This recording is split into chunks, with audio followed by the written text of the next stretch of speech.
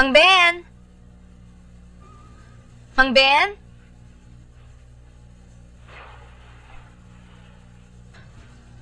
Ay! Bakit? Long time no see, ho.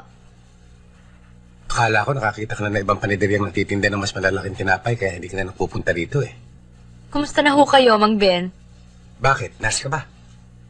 Pwede ho ba, Mang Ben? Kaya lang naman ho hindi ako naliligaw dito dahil ang dami-dami kong ginagawa eh. At saka may good news ho ako sa inyo.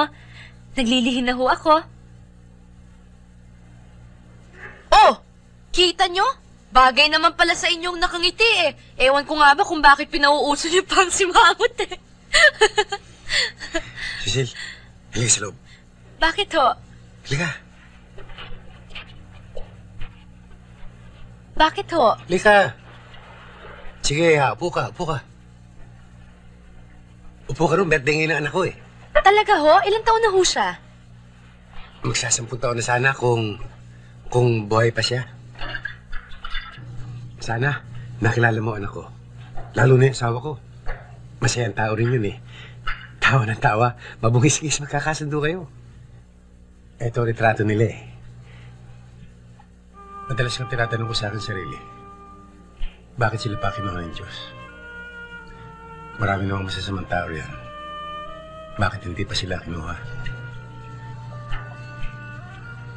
Namatay sa aksidente ang aking mag-ina eh.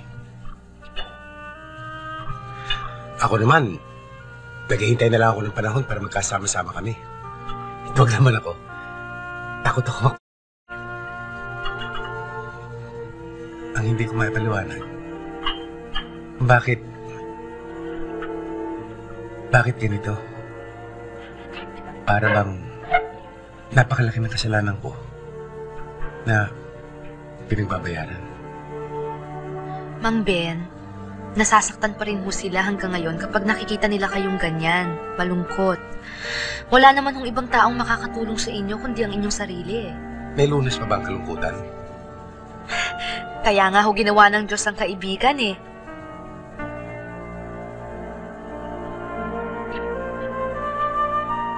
Sindihan natin to. Apa?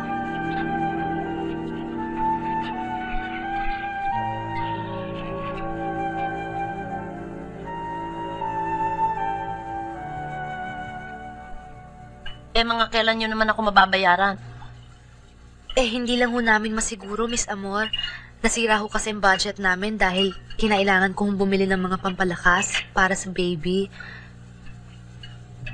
Magbabayad naman ho kami eh. Madidelay nga lang ho. Huwag po kayong magagalit, Miss Amor. Kung gusto niyo ho, tutulong-tulong ho ako dito sa bahay para naman hindi ho masyadong nakakahiya.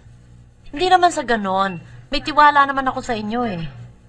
Kaya lang, alam naman ninyo, mahirap ang pera ngayon. Siguro naman naintindihan ninyo, di ba? O halina, magkape muna kayo.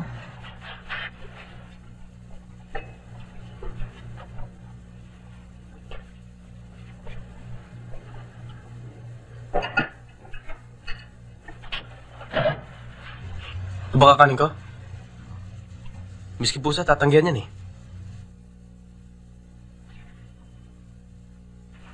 Pasensya ka na, hindi kasi ako nakapamili ng steak. Magkano ba pera natin? Kumbaga sa pagkain, tinga na lang. Di bale. Maghanap pa ako ng iba pang trabaho. Bah, paano pag-aaral mo? Gabi-gabi ka na nga nasa hotel, dadagdagan mo pa. Baka naman ma-hospital ka na niyang gagawin mo, nandiyan dyan pa ang baby natin. Ano bang gusto mong gawin ko? Parang lahat ng nangyayari, kasalanan ko eh.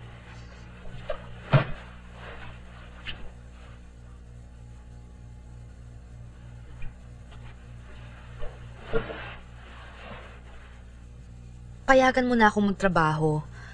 Kinukuha naman ako ni Mang Ben para katulong niya dun sa panaderya eh. Tapos, kung masyado kang mapagod at maapektuhan ang bata natin, paano yun?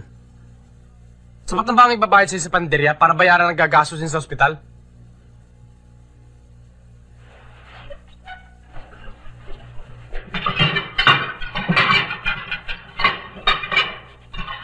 Huwag mo akong tatabugan ha! Sige!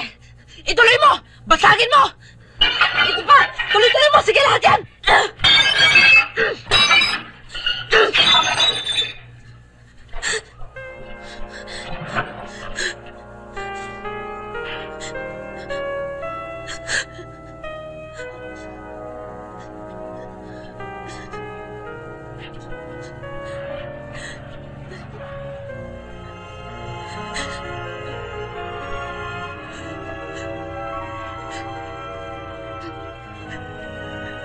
sorry.